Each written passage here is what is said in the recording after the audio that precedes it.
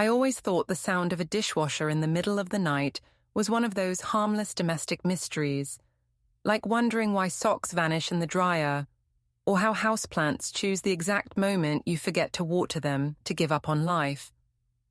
But when your husband is running the dishwasher at 2 a.m, and you didn't eat, drink, or even snack the night before, the noise starts to feel less like appliance hum and more like a tiny alarm bell trying to tell you something your heart already suspects, but your mind refuses to label. Before we dive deeper into this story, I have one small request. Please subscribe, drop a like, comment, and hit that hype button to boost this channel so more people can discover these incredible Reddit stories. I didn't jump to conclusions right away.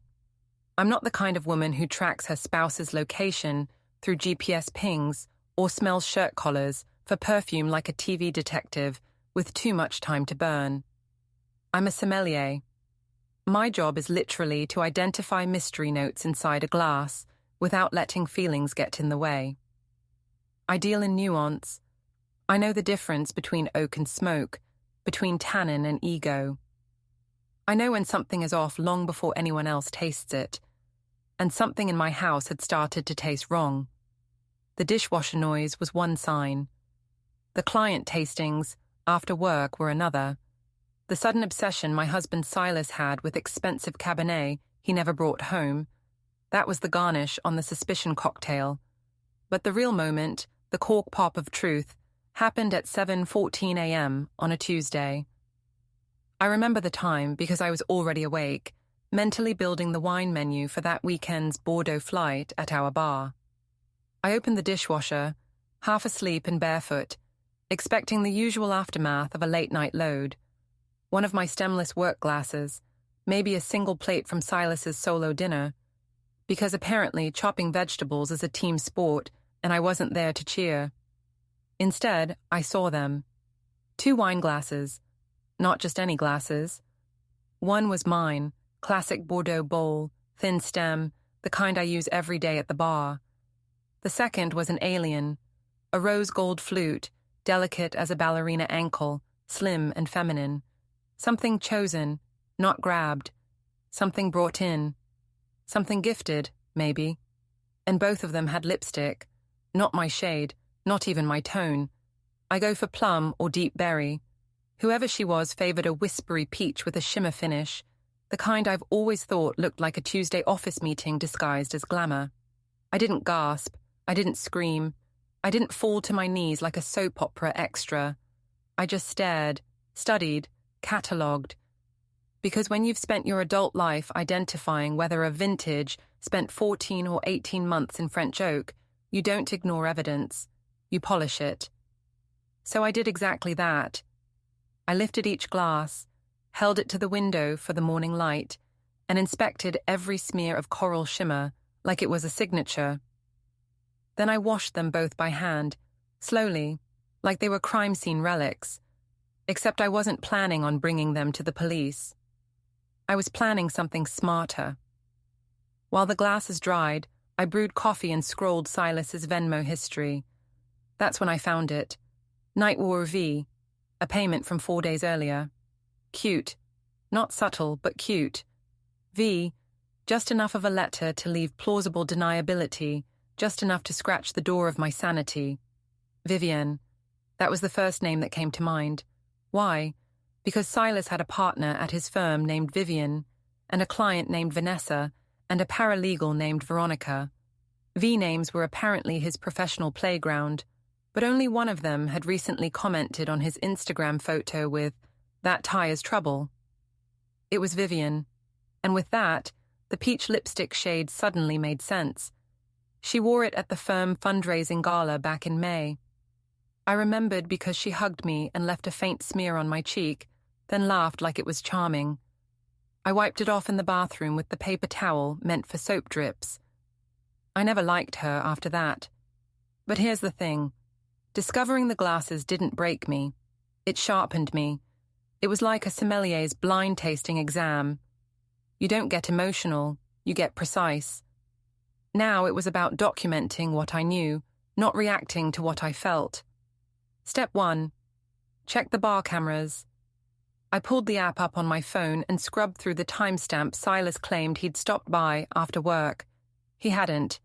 Not even a shadow. So he wasn't grabbing a few bottles for research. He was hosting some kind of private tasting right here in the house we picked out together 3 years ago. The one with the herb garden I planted, and he never watered once. Step 2. Timeline. He'd gotten home just after midnight.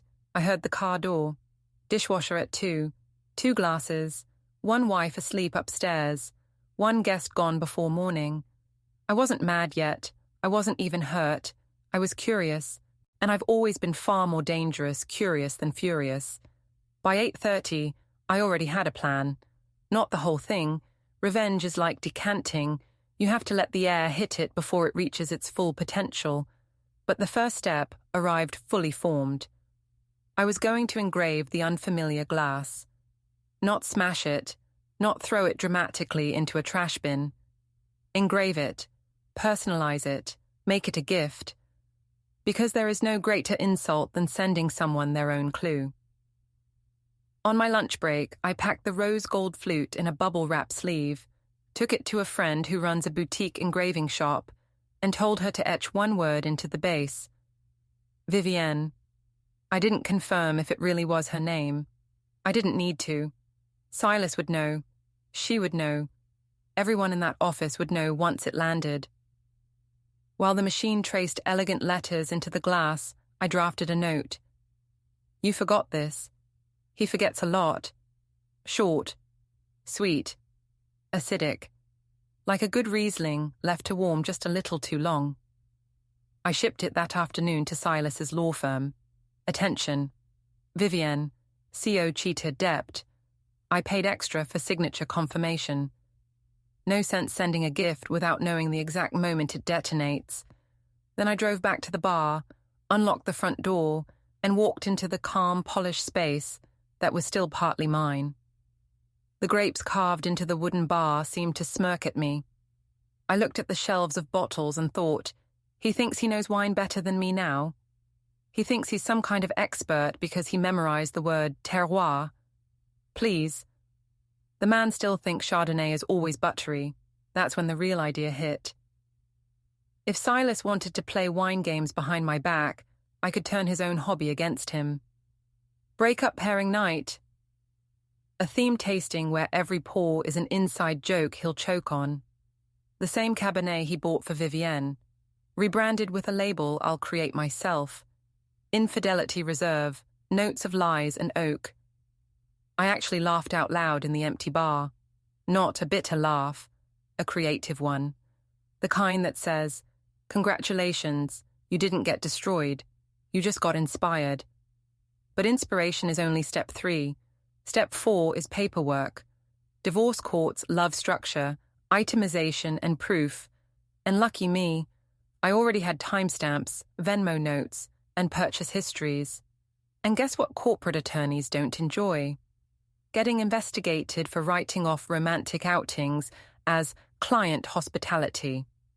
So I sent an email to the firm's compliance officer, attached screenshots, included the line, since these were apparently business expenses, I assume the firm will want documentation regarding who the client was and how much wine was consumed on behalf of the company.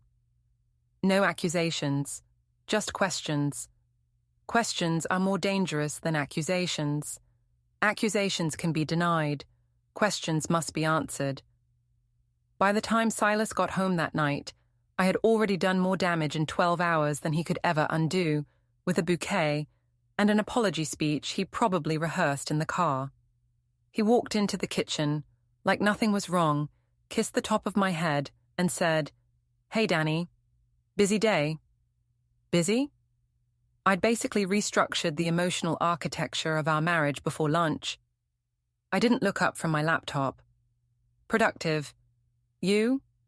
Meetings. You know how it is. I do, I said, and I clicked send on the dissipation of assets motion my attorney had drafted for me in record time.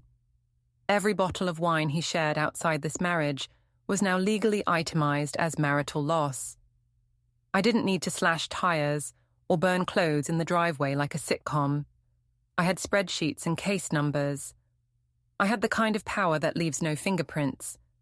He opened the fridge, grabbed sparkling water, and leaned against the counter.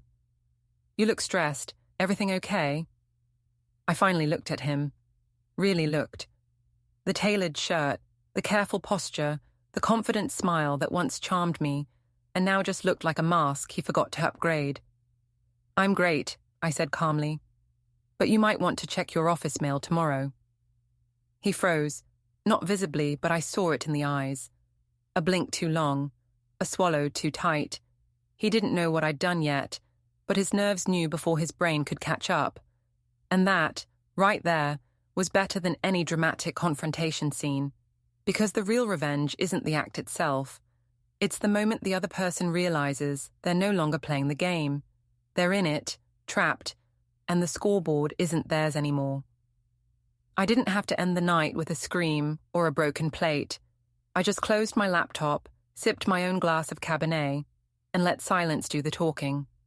The dishwasher, for once, stayed quiet. That was the first wave, and I hadn't even begun the real storm yet. The next morning started with the sound of Sylas humming in the shower, off-key and self-satisfied, like a man who believed he'd hidden his tracks. The rhythm of it grated, a cheerful melody against the quiet precision of my thoughts. I stood in the kitchen, buttering toast with surgical calm, watching the clock tick toward his usual departure time. When he stepped out of the bedroom in his charcoal suit, adjusting his cufflinks, I noticed the faint tremor in his fingers. It wasn't visible to the untrained eye, but I'm a sommelier. I noticed tremors, especially the kind that come from a shaken core. The engraved glass had been delivered. I knew because the tracking email confirmed it at 8:42 a.m. yesterday, signed by a VL. "You've got something on your collar," I said, leaning against the counter. He froze mid-adjustment. Reflexes are such honest things. "Do I?" he asked, running a hand over the fabric. "Gone now," I said. "Maybe a little smear from the dishwasher." He smiled a fraction too tightly. "That old machine, I keep saying we should replace it. Or maybe we should just stop using it at 2 a.m., I replied, my tone so casual it could have been mistaken for small talk. His jaw flexed, the way it does when he's calculating whether he's being accused or teased. "I couldn't sleep," he said. "Thought I'd help with chores." "Such a generous man," I said softly. "Enjoy your day, honey." He kissed the air beside my cheek and left with the same mechanical politeness of a man clocking out of an emotional job he no longer liked. The front door clicked, and silence wrapped around me like a velvet robe. That's when I opened my laptop and watched the chaos unfold. An email from my friend at the engraving shop. "Did you mean for it to be that specific name?" Because the courier said she laughed when she saw the label. Then another message, this one from the firm's internal gossip account I'd once subscribed to when Sylas made partner. It was an anonymous tip line turned digital rumor mill. Subject, cheater debt. The body read, "Word in the office is, someone got a fancy flute mailed with her name etched into it. Package arrived with a note and everything. Compliance called a meeting 5 minutes later." It was better than caffeine. By 10:30, I'd received a message from my attorney confirming the dissipation motion had been logged, and the firm's compliance officer had indeed requested financial justification for Sylas's client hospitality write-offs. In plain English, his expense account was frozen until review. I sipped coffee and smiled. Revenge wasn't a single event. It was a slow, orchestrated tasting menu. The first real aftershock came that afternoon. I was at the bar setting up for our break-up pairing night, finalizing the chalkboard menu with the special Infidelity Reserve, Cabernet Sauvignon, Notes of Lies and Oak. My staff, 2 younger bartenders, who adored gossip almost as much as they adored free samples, didn't question the name. They just grinned and said it would sell like wildfire. And then, at exactly 6:04 p.m., the glass door swung open and Sylas stormed in. His tie was askew, His face flushed, not with embarrassment, but with disbelief. Behind him, the bar's warm lighting and the low hum of chatter from our regulars made the moment cinematic. People turned to look because a man like Sylas, all sleek control and boardroom confidence, doesn't usually look this rattled. "Danica," he hissed through clenched teeth as he reached the counter. "Can we talk?" I wiped the counter deliberately. "We are talking. In private." "This is my private space," I said, motioning to the rows of bottles. "Every cork in here knows more secrets than I do." He exhaled sharply, lowering his voice. "You've crossed a line. Sending that thing to the office? To her?" I tilted my head. "You mean the glass?" "You know exactly what I mean," he said. "Do you have any idea what you've done to my reputation?" "I imagine it's finally matching your behavior," I said, keeping my tone calm, even polite. The room had fallen quiet, the way it does when someone breaks a glass at a dinner party. His eyes darted around, noticing the silence, then landed on the chalkboard menu. He read it. His face tightened. "Infidelity reserve." "Catchy, right?" I said. "Pairs well with regret." "This isn't funny, Danica. You're humiliating me." "You manage that on your own," I said.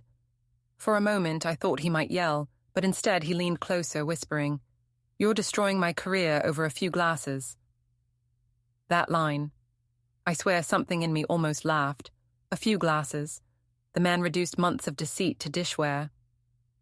"Maybe next time you'll use plastic cups," I said quietly. He opened his mouth, closed it again, and straightened his tie like armor. Then he walked out, shoulders tight, back rigid. The moment the door closed, the room erupted in low murmurs. My bartender, Elena, raised an eyebrow. "Drama?" "Just a tasting note," I said. "A little bitterness on the finish." That night, the event sold out, every seat filled with curious patrons, whispering about the bar owner, whose husband had been caught in the act of corporate romance. I played host with perfect calm, narrating each pour with humor that danced just above the edge of cruelty. "Tonight's special," I said to a table of women in pearls, "comes from a vineyard known for its bold body and lack of integrity. The winemaker claims it pairs well with secrets." They laughed, clinked glasses, and ordered more. For the first time in weeks, I felt lighter. Not free exactly. Freedom requires closure, but in motion. Moving forward felt better than standing still. The next morning brought the first true ripple of consequence. Silas's sister, Jenna, called me. "You've gone too far," she said without preamble. "Do you realize how this looks for our family?" "Our family?" I repeated. Interesting choice of words, considering none of you called when he started client tastings at home. "He's embarrassed," she said, voice sharp. "He said you sent things to his office." "I did," I replied. "And?" "And you mailed it to that woman." "I mailed something she forgot," I said. "Thought I'd help with chores." Silence. Then a sigh, heavy and self-righteous. "Danica, you've always been dramatic. This could have been handled privately." "It was private," I said, "until he made it communal." "You'll regret this." "Doubtful," I said, and hung up. I wasn't proud of the satisfaction that conversation gave me, but I also didn't care. Every person in that pristine suburban circle, the ones who'd once invited us to dinner parties, where everyone smiled too wide and whispered too much, was about to see that perfect image crack. By Friday, the crack had turned into a fault line. Vivienne resigned from the firm. Officially, it was to pursue other opportunities. Unofficially, the whispers said HR had called her in for questioning after the compliance freeze. Sylas was on unpaid leave, pending review. The rumor spread through our neighborhood like wildfire through dry leaves.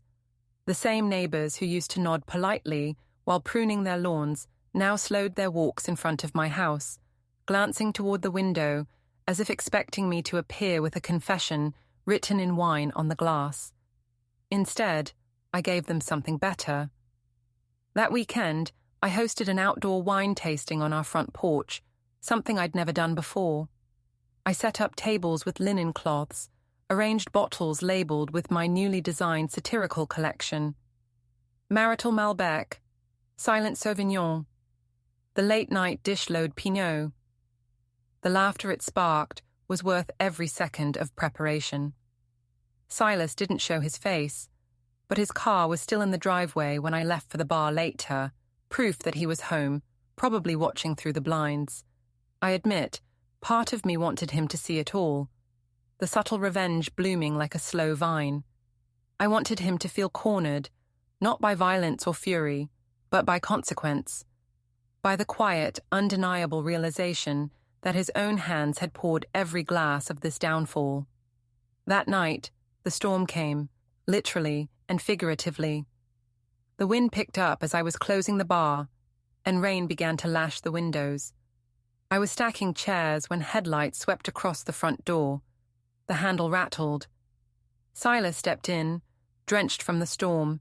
His eyes were wild, not angry, just hollowed-out panic mixed with disbelief. "We need to talk," he said. I looked at him, calm as ever. You always start conversations with that sentence when you're about to confess something. "I'm not confessing," he said, voice low. "I'm trying to fix this." "Fix?" I repeated, like reattaching a broken stem.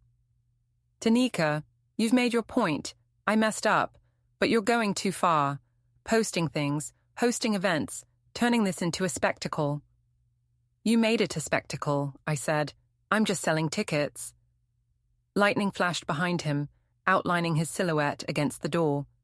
For a second, I saw the man I'd married, the ambition, the charisma, the control, and then I saw the truth behind it, the arrogance, the belief that consequences were for other people. "You can't just ruin people, Danica," he said. "You already did," I replied softly. "I'm just labeling the bottles." He took a step closer, water dripping from his sleeves onto the polished floor. "You want revenge? Fine. But this isn't you. You're better than this." I laughed quietly. "You'd like to believe that, wouldn't you? That I'd stay the soft one, the forgiving one, the one who looks away while you rewrite history." He hesitated, searching for the right words. "You think this makes you strong? It just makes you cruel." "Then maybe I've finally caught up to you," I said. The storm roared outside, a fitting soundtrack to the silence that followed. For a brief moment, neither of us moved. Then I walked past him, grabbed my coat and said, "Lock up when you leave. I've got an early morning." I stepped into the rain, letting it cool the heat that had built inside me. Each drop against my face felt grounding, like punctuation to a sentence that wasn't quite finished. By the time I reached the car, I looked back once. Through the bar window, Sylas stood alone, staring at the shelves lined with bottles, our shared life distilled into glass. He looked small, and for the first time, I didn't feel sorry. The night wasn't over, not by a long shot. Revenge was still decanting, and I hadn't even poured the final glass yet. I wish I could say things calmed down after the storm, that the universe took pity on me and handed me a week of peaceful reflection with a glass of Pinot and a playlist of mellow jazz. But revenge isn't a slow walk through a vineyard. It's a chase scene through thorn bushes, and the branches don't care if you're the one who got betrayed. They still scratch. The morning after Sylas showed up at the bar, dripping rain and half-formed excuses, the world decided to turn the volume up on everything. The first sign was the text from my attorney.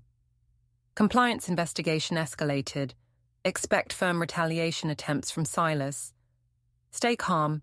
Keep records. I read it while reheating leftover risotto, the kind of breakfast that tells you you've given up on pretending you have meal structure. I ate standing at the counter, scrolling through messages while the spoon clinked against the bowl like a metronome counting down to the next disaster. Then came the second sign, a neighborhood group chat notification. "Anyone know what happened with Sylas Langford's firm? Heard he's not working this week. Saw him walking the dog at noon. Maybe he quit." Was told HR called him in. Something about expense reports. People act like suburban gossip is shallow, but it's more like groundwater. It seeps into every crack, invisible until it bursts through concrete. I didn't respond. I didn't have to. Someone else jumped in. Danika's wine bar had a theme night called Infidelity Reserve. Pretty sure that wasn't random. OMG, stop. No way. Way. I put my phone face down, not because it upset me, but because I didn't want to waste a perfectly good risotto reheating on the entertainment value of suburban chaos. By 10 a.m., the third sign arrived, a call from the firm's HR department. Not to me. Oh no, they never come to the source of the problem. They sent an email to both of us, requesting clarity regarding public statements, social media content, and professional conduct relating to ongoing marital dispute. Sylas must have seen it at the same time I did, because 5 minutes later, my phone lit up with his name. I didn't answer. He tried again. Ignored. Then a text. Pick up. Now. I let the phone rest in silence. If this was a game of tension, I wasn't blinking first. I spent the rest of the morning restructuring inventory at the bar and drafting the promotional post for next weekend's event, Betrayal in Brie, a cheese flight for the emotionally prepared. Satire tastes better with dairy. Around noon, my business partner, Elise, walked in holding 2 coffees and an expression that said, "Brace yourself." "You've gone viral," she announced before even saying hello. I blinked. Like, cat video viral or scandal viral? She slid her phone across the bar. There it was, a TikTok clip someone filmed during breakup pairing night. Me, pouring Infidelity Reserve, saying, "Pairs well with regret."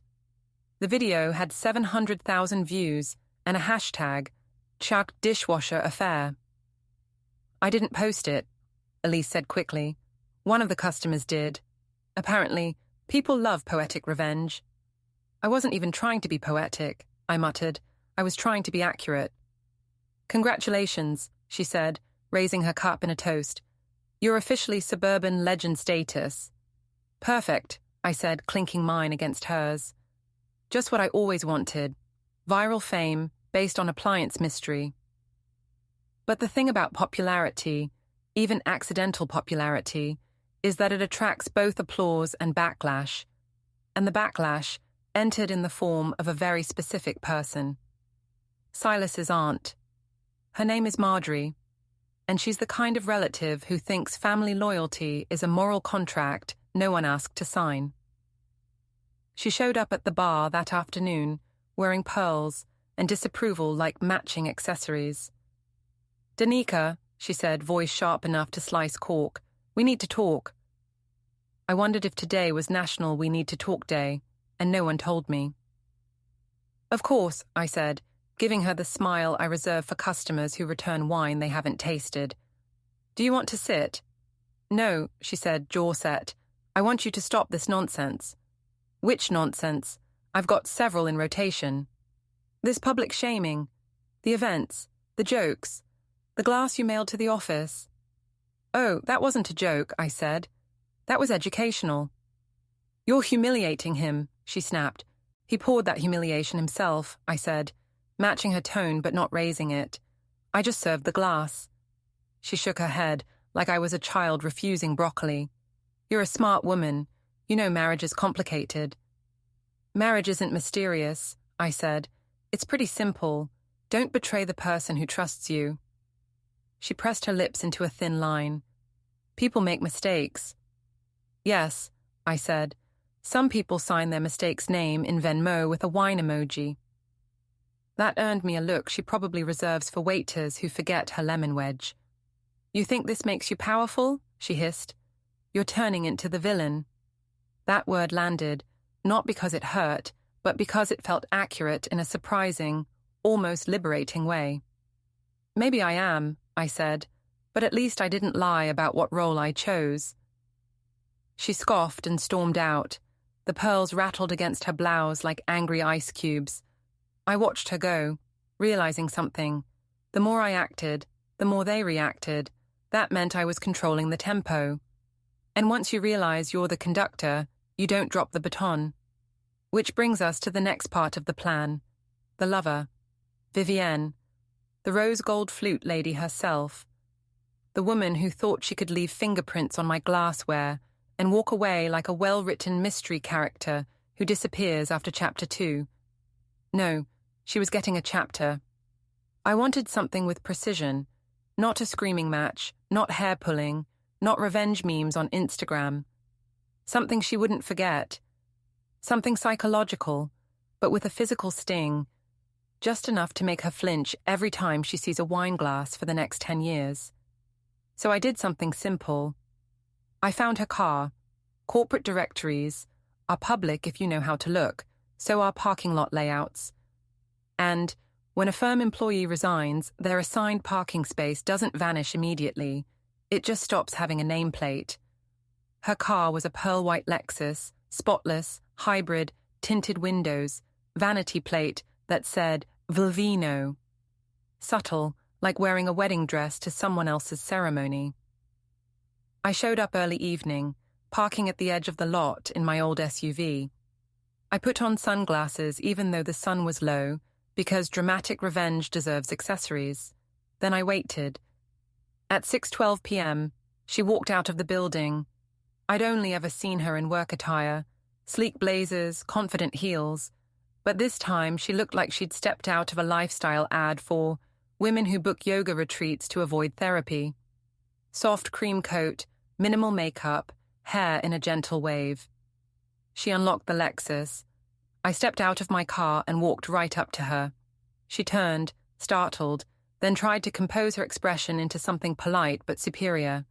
"Can I help you?" "Yes," I said. "You can stop using my glassware." Her eyes widened, recognition flickered. "You're Danica," I said. "The wife." She shifted her weight, guilt and arrogance wrestling behind her pupils. "Whatever you think." "Oh, I don't think," I said. "I know, 2 glasses, dishwasher, peach lipstick, cute shade by the way, not your color." Her lips tightened. "What do you want?" she asked, tone icy. I reached into my bag and pulled out a second engraved glass. Not a flute this time, but a stemless tumbler. I had etched a single word into it. Returned. I held it out. She stared at it like it might explode.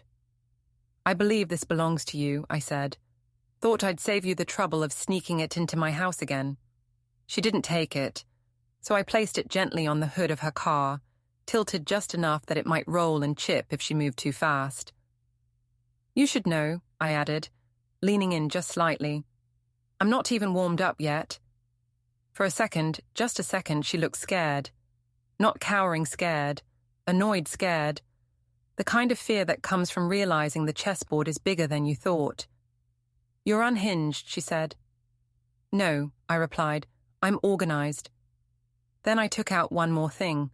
A mini bottle of the same Cabernet she and Sylas drank, labeled with my custom sticker, "Courtesy of the wife."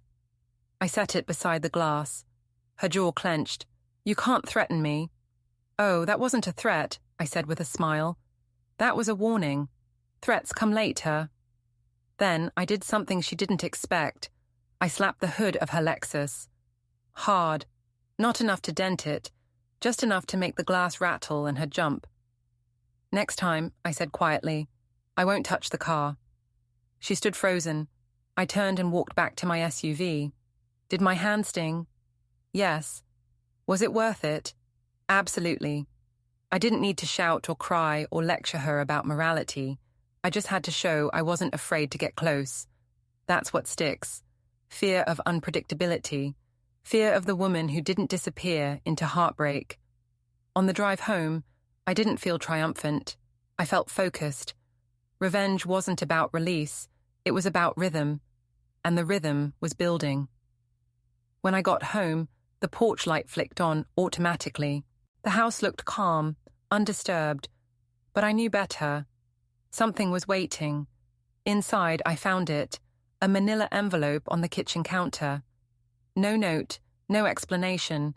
just my name written in sharp, controlled handwriting I recognized instantly. Sylas's. I opened it carefully. Inside were copies of documents, joint account statements, business asset valuations, and a drafted proposal for amicable separation terms. He wanted negotiation. He wanted peace. He wanted control back. I laughed, not loudly, not hysterically, just one quiet laugh, because he still didn't understand. This wasn't negotiation, this was consequence. And I wasn't done, not with him, not with Vivienne, not with the suburban audience that loved pretending they were shocked but checked my social media hourly for updates. The next phase wasn't going to be quiet.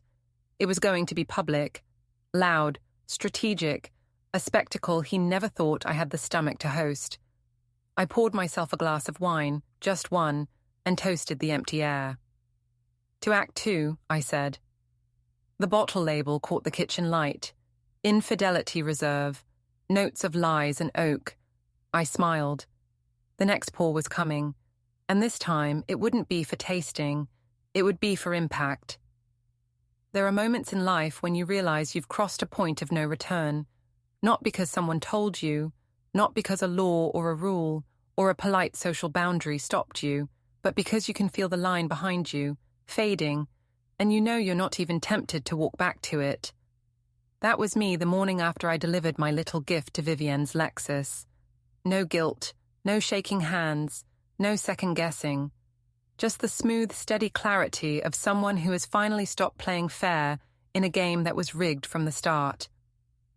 Sylas, however, was in full-blown crisis management mode. I discovered this at 9:17 a.m., standing in the bar's office, sipping iced green tea, when my phone buzzed with a call from Elise. She never calls unless something is either broken or exciting. You need to get down here, she said. Now. Broken or exciting? Both, and also televised. I left the office, jogged through the alley, and rounded the corner to the front entrance of the bar, where a camera crew was parked. Not just one camera, not just one reporter, 3 local news vans, 2 reporters, and a loose swarm of bystanders pretending they weren't hoping for drama. And there, in the center of it, was Sylas. Clean suit, calm posture. Corporate apology face engaged. He was giving an interview on the sidewalk in front of my building. I walked toward them, slow and controlled, like someone who has absolutely nothing to hide, because I didn't. He, however, looked like a man who had Googled how to reclaim public sympathy when your affair goes viral. Which is why I want to make it clear, he was saying, voice steady, that there are 2 sides to every story. I respect my wife, I care about her deeply, and I hope she and I can have a private resolution without further public spectacle.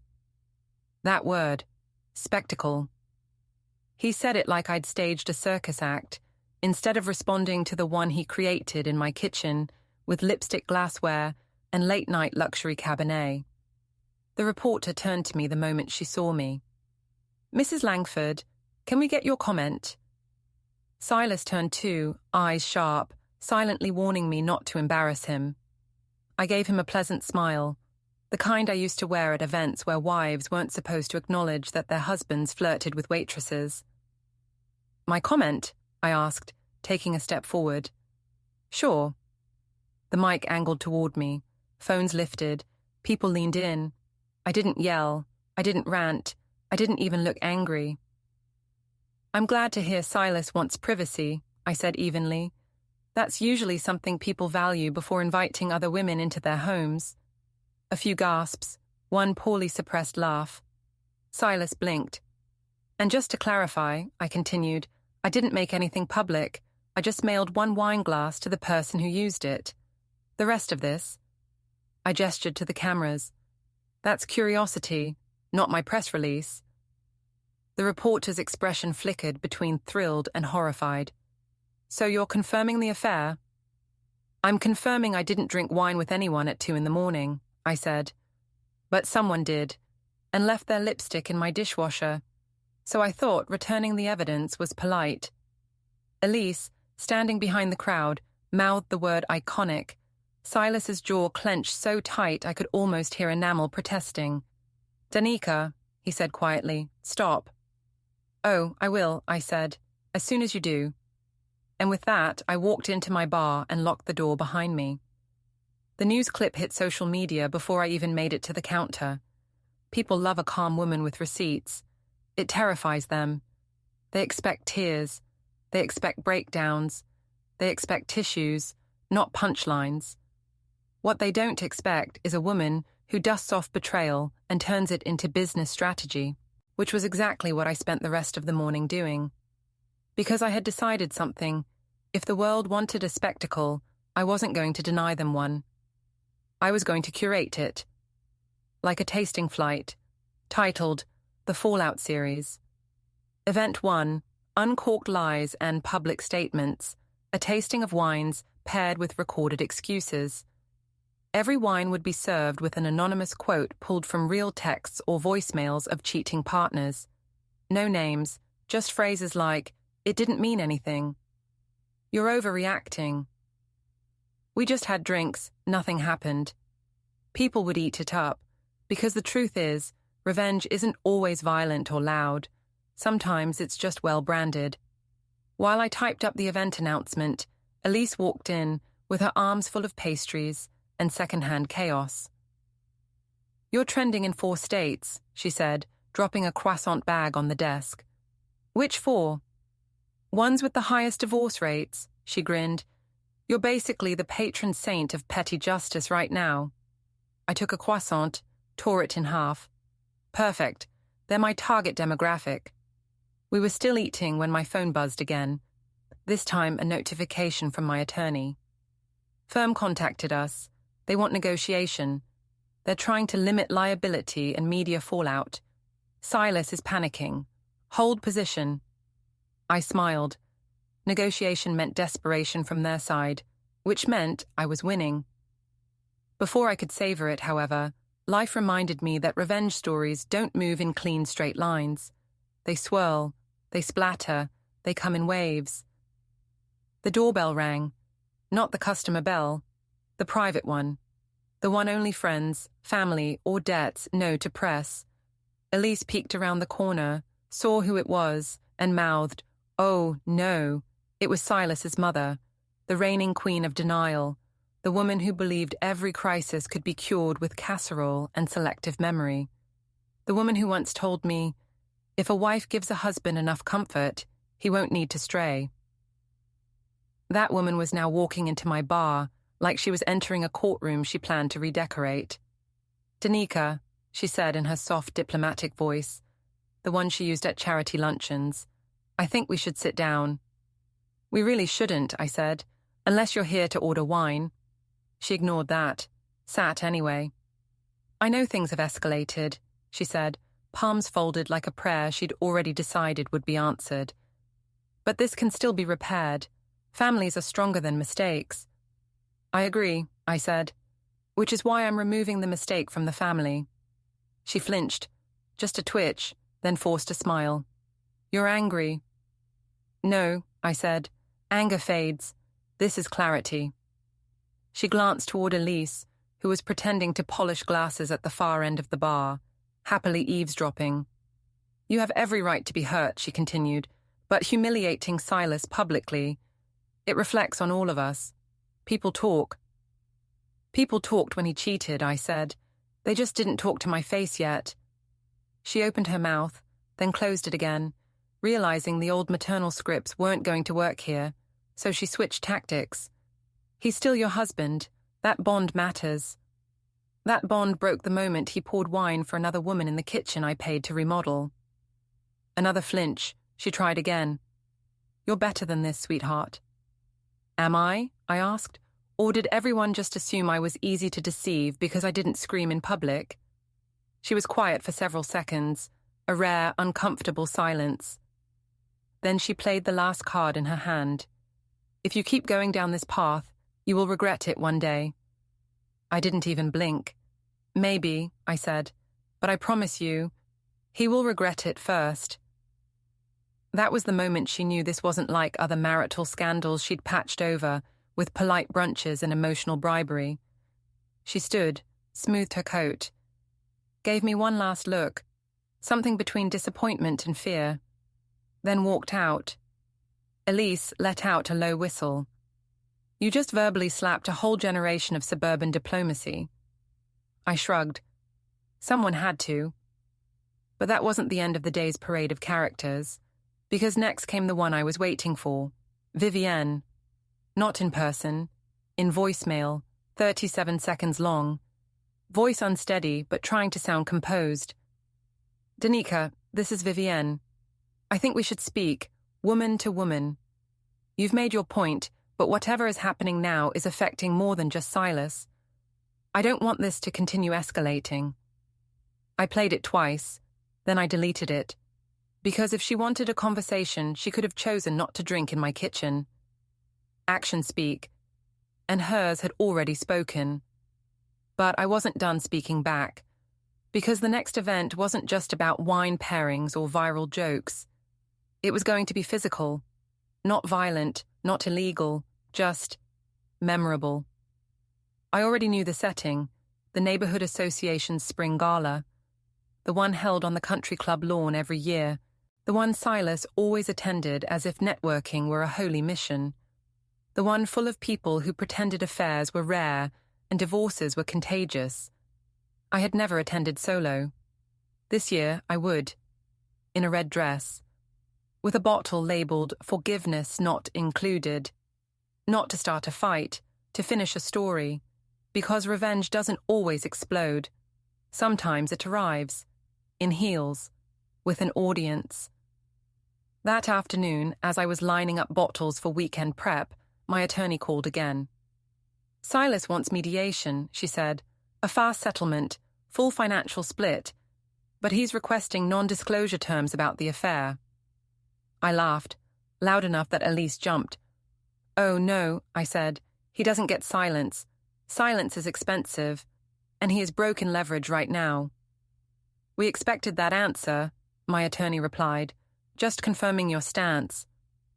Tell him, I said, the only NDA he's getting is if he tattoos the truth on his forehead. She snorted. Noted. After I hung up, I leaned back on the bar stool and let the moment settle. I wasn't numb. I wasn't shaking. I wasn't doubting. I was steady.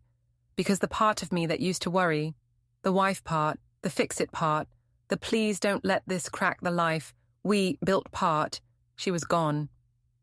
And in her place was someone who had learned how to stop swallowing humiliation and start serving it in stemware. That night, I went home, made dinner for one, and actually enjoyed the silence. No dishwasher, no late-night lies, just peace. The real kind, not the forced kind.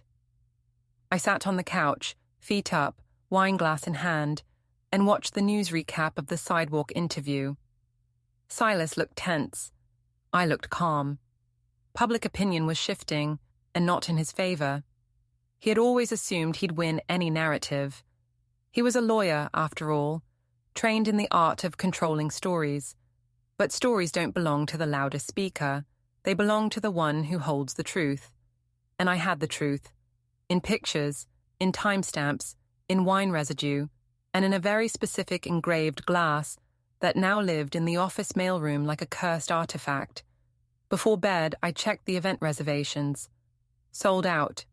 Again. Revenge wasn't just working, it was profitable. And I wasn't done, because chapters don't close themselves. They slam, and I already had my hand on the hinge. Tomorrow, I would order the dress, book the country club ticket, plan the next move, because the best revenge stories aren't about rage. They're about control, and I finally had mine. The final act was coming, and I was going to pour it slowly, dramatically, and right into the same glass Sylas taught me to raise when he toasted loyalty. I finished the last sip of wine, rinsed the glass, and placed it in the dishwasher. Only one glass. My glass. Mine. There's a certain calm that arrives when you stop hoping someone will fix what they broke, and instead you start arranging the pieces into something sharper, not restored, not healed, just reassembled into a shape you can use. that calm was sitting with me the morning I ordered the dress for the spring gala. Red, sleek, the kind of red that makes people whisper, she knows exactly what she's doing. The kind of dress you wear not to be desired, but to be undeniable. I didn't buy it to impress Sylas. I bought it because revenge deserves proper wardrobe. The plan wasn't violence. It wasn't confrontation. It wasn't even speech. It was presence. A single, strategic arrival. The kind that rewrites the air in a room simply because the wronged woman is no longer shrinking in the shadows. But before the gala came, the build-up. The tightening of the net around Sylas, the shifting of alliances, the silent collapse of whatever pedestal people had assigned to him. It started when the neighborhood wives reached out. Not the pearl clutchers, not the distant well-mannered ones, but the quiet watchers. The ones who knew the signs. The ones who filed away betrayals like recipes. The ones who'd already lived some version of this story, but hadn't gotten the satisfaction of turning it into a headline. They came into the bar in small clusters, ordering wine flights, pretending they were just curious, then leaning in. One of them, Melanie, whose husband sold commercial real estate and always called her Hon, like she was half employee, half furniture, sat down across from me and whispered, "How did you know?" "Dishwasher," I said. "Wrong glass, wrong lipstick." Her face went still. Then slowly, like a confession melting, she said, "I found a coat in my trunk once. Not mine." I poured her a generous glass of a Chilean blend. "What did you do?" She smiled, not proud, not ashamed. I smiled at him for 2 weeks like I didn't know. Then I sold the coat on Facebook Marketplace and used the money to get the locks changed. "So you get it," I said. "Oh," she exhaled, "I really do." Word spread, not gossip, alignment. Women started tipping heavier, bringing friends, ordering bottles instead of glasses. One even slipped me a note. "He never thought you'd do anything. That's why this is art. Art. I like that." Sylas, meanwhile, was crumbling with all the grace of a wet cracker. He sent texts I didn't answer. "We need to talk in person.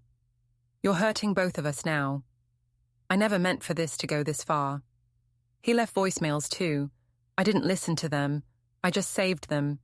Evidence is a form of power. Silence is another. The firm, now fully under scrutiny because of the expense report discrepancies, suspended him officially. He tried to spin it as taking time off to focus on personal matters. People didn't buy it. You can't unsee an engraved wine glass delivered like a grenade. Then came the moment I had been waiting for. The first true public crack in Sylas's composure. It happened at the grocery store.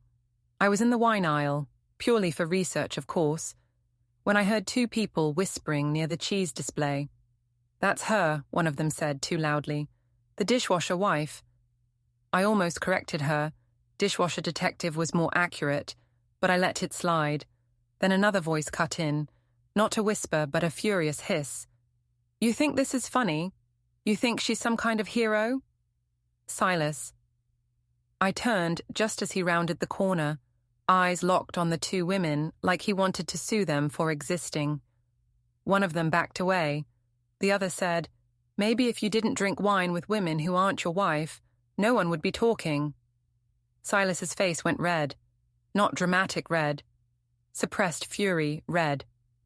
"I'm warning you," he said, voice low. "Stop repeating lies." "They don't look like lies," she shrugged. "They look like screenshots and time-stamped receipts." He saw me then, and something in his expression changed. Not anger, not shame. Panic. The kind a person feels when they realize they built the storyline, but someone else now controls the ending. "Danica," he said, trying to regain composure. "Can we talk, please?" I held up a wine bottle. "Does this conversation pair well with Cabernet, or should I grab something stronger?" His jaw flexed. "I'm serious, we can fix this." "No," I said. "You want silence. Silence isn't the same as fixing."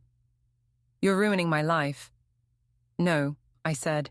"You ruined your life. I just stopped cleaning up behind you." The women watching pretended to be busy, but their eyes tracked every syllable like theatre critics. Sylas stepped closer. I loved you. Past tense noted, I said. Also, you loved Vivienne enough to let her use my glasses. Let's not rewrite verbs. That was when he snapped, not shouting, not throwing anything, just one tiny childish move. He knocked the bottle out of my hand. It hit the floor and shattered. Wine everywhere, red spreading across tile like spilled truth. The store went silent. He realized instantly what he'd done, but the moment already had witnesses. Phones were out. Eyes were wide. Someone whispered, "Wow, he just—" I didn't flinch. Not once. I simply looked at him and said, very calmly, "You should be grateful I don't react the way you deserve." And I walked away. No theatrics, no retaliation, just exit. When I got outside, I didn't cry. I didn't shake. I didn't replay it over and over like a wound. I registered it. Then I filed it. Because Sylas had just done something priceless. He let the world see what only I'd seen in private. The man behind the polished image. And that meant the finale could now begin. The next days were a blur of preparation. Not emotional preparation, strategy. I ordered custom labels for the gala, Langford vintage, aged poorly. I booked a table under my own name. I arranged for a photographer, not media, not dramatic, just someone who knew how to take pictures at exactly the right second. And then I got the message that confirmed the timing was perfect. Vivienne was attending. Not alone. With a guest, a man from another firm. Perfect. Because nothing ruins the false dignity of an affair like watching it unravel in front of the exact audience that once applauded your restraint. 2 days before the gala, the final pre-show ripple hit. A letter from Sylas's lawyer. Not a threat, a plea. He offered settlement terms, equal split, no contention, no challenge to prenup, in exchange for an agreement to stop public escalation. Their wording, not mine. I wrote one response. No, my attorney sent it, and that was that. The night of the gala arrived like a scene cue. I did not tremble. I did not overthink. I just dressed. Red, hair pinned, not curled. Jewelry minimal. Confidence, loud. The venue was everything you'd expect from suburban wealth. Manicured hedges, fairy lights, champagne towers, music that politely avoided passion. I parked, walked up the stone path, and felt the instant ripple of attention. Women nudged each other. Men pretended not to look, which meant they absolutely looked. Someone whispered, "She came." Someone else, "In that dress." I walked in like someone who walked out of the fire and remembered to bring the matches. Sylas spotted me first. The look on his face was indescribable. Not disbelief, not hatred, not longing. Recognition. He finally understood. I wasn't just reacting, I was planning. He broke away from a cluster of business friends and moved toward me, but I didn't stop walking. I didn't give him the power of a first word. I reached the center of the room, where the wine tables were set, picked up a glass, held it. Then I turned to the crowd. Not like a speech, but like a toast. "To honesty," I said. "It ages better than some marriages." Soft laughter spread, the kind that's half amusement, half admiration. Then someone said, "Is that the dishwasher wife?" I lifted the glass. "Dishwasher graduate," I corrected, and just then, perfectly timed like a scripted scene, Vivienne entered. She froze when she saw me.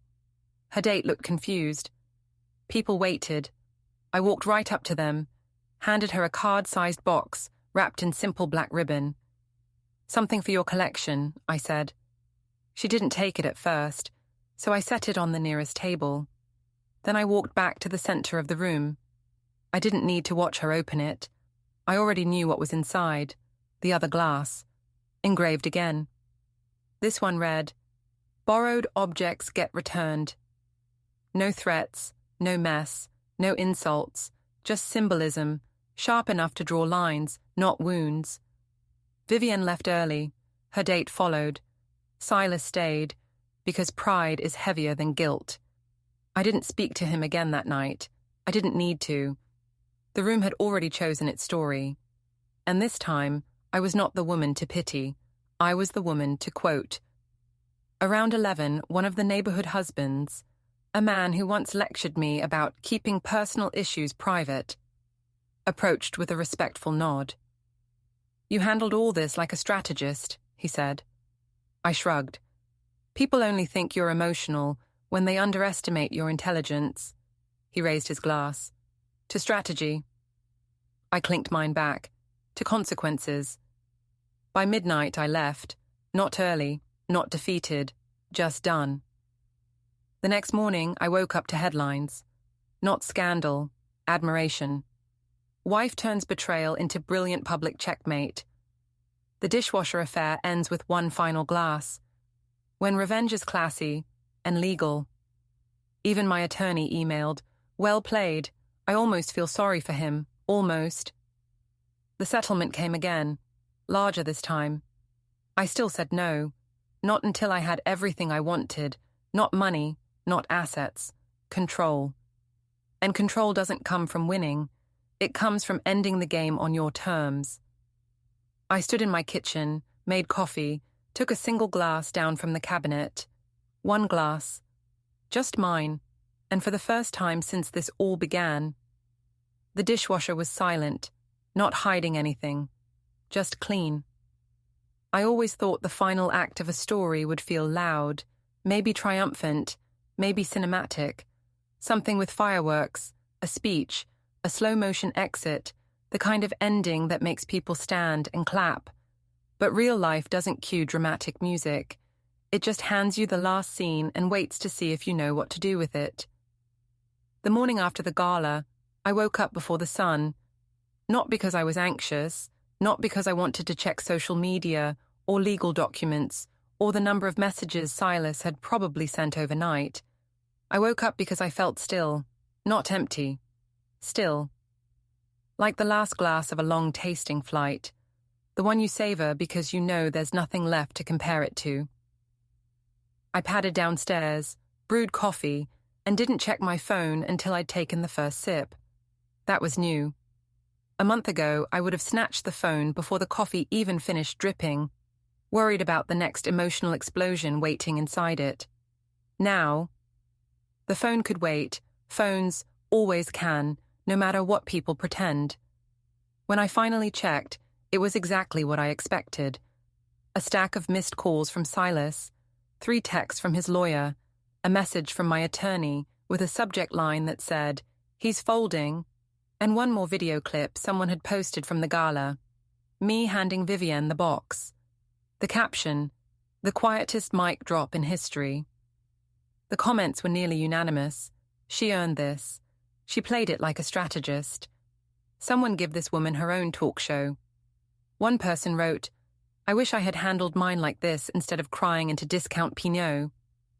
I almost replied, "You still can. Just pick better wine." But I didn't. I was learning the difference between power and commentary. Commentary is temporary. Power sits still and doesn't explain itself. Before I could scroll further, there was a knock on the door. Not dramatic pounding, not someone leaning on the bell, just a simple, firm, intentional knock. For a second, I thought it might be Vivienne. Maybe returning the glass, maybe returning the nerve she temporarily borrowed. But no, even at her boldest, she wouldn't show up at my house. It was Sylas, not in a suit, not with his courtroom posture. Khakis, hoodie, eyes that looked like they belonged to someone who hadn't slept. I opened the door, but not wide. "Danica," he said, voice tired. "Can I come in?" "No," I said. He nodded like he expected it. "Can we at least talk out here?" "We can, but if the neighbors start watching, just remember, you asked for the stage." He gave a weak half smile. "Fair enough." There was a pause, not the heavy kind, just the factual kind, the kind that sits between two people who already know the truth and are only discussing the paperwork. You won, he said finally. No, I corrected. I finished. He nodded again. I'm not going to fight the settlement anymore. You can have the bar, the house, the accounts. I'll sign whatever you want. Not whatever, I said. Just what's owed. He swallowed once. You don't have to keep punishing me. Punishment implies emotion, I said. This is orchestration. You built a mess. I organized it. He rubbed his face. I messed up. I know that. But can we at least walk away quietly now? Quietly. That word again. The favorite word of men who never considered silence to be a privilege until they lost control of who got to use it. I was quiet, I said. You just assumed quiet meant unaware. He looked at me then. Really looked. And I saw it, the realization that the version of me he expected to return after all this no longer existed. That the old softness had been dismantled, not burned, just removed like furniture that no longer belonged. I didn't think you'd take it this far, he admitted. I know, I said. That's why it worked. Another long beat of silence. Then he said something I didn't see coming. I miss you. The old me might have cracked. Might have wondered if that was the moment we rewrote everything. Might have searched his face for sincerity and weighed whether it outweighed the betrayal. The new me? I didn't even blink. You miss the version of me who didn't know what you were doing, I said. That person was convenient, not loved. He flinched, but he didn't deny it, which was, in a way, the first honest thing he'd done in months. Is there anything, he asked quietly, that I can do to make this less hostile? No, I said. Hostility is just the overdue invoice on everything you thought you'd gotten away with. He exhaled. So that's it. That's it. He nodded, slowly, turned to leave, took 3 steps, then stopped. You really sent that glass to the office. I engraved it first, I reminded him. This time his smile was real. Tired, rueful, maybe even impressed in spite of himself. You always did know how to make a point. I didn't make the point, I said. I just polished it so everyone could read the label. He left after that. No dramatic run back to the door, no last plea, just the quiet walk of a man who finally accepted that losing wasn't the surprise. Being outplayed was. When the door closed, I didn't break down, didn't shake, didn't sink to the floor like a character in a dramatic monologue. I just stood there for a moment and let the stillness settle into my bones. Then I went back inside, opened my laptop, and confirmed the final settlement packet my attorney had already drafted. I signed everything except one clause, the non-disclosure, because there would be no silencing. Not now. Not later. If he wanted privacy, he should have respected it in his own kitchen. By noon, the documents were filed. By 2, Elise called to tell me our next event had sold out in 20 minutes. What are we calling it again? She asked. Freedom Flight, I said. 5 paws. No apologies. And you're okay naming it that? Yes, I said, because freedom doesn't need to whisper. That evening, I went to the bar alone, after closing. Just me, the bottles, the quiet clink of glass against wood. I poured myself 1 glass, a Rioja with a finish that lingered like a well-earned line in a story. I raised it, not to Sylas, not to survival, not even to revenge, to clarity. I drank half. Then I did something I knew marked the real ending. Not the legal one, not the public one, the internal one. I washed the glass, dried it, put it away, not in a set, not next to another, just 1 glass. Mine. And for the second time in this entire story, the dishwasher stayed silent.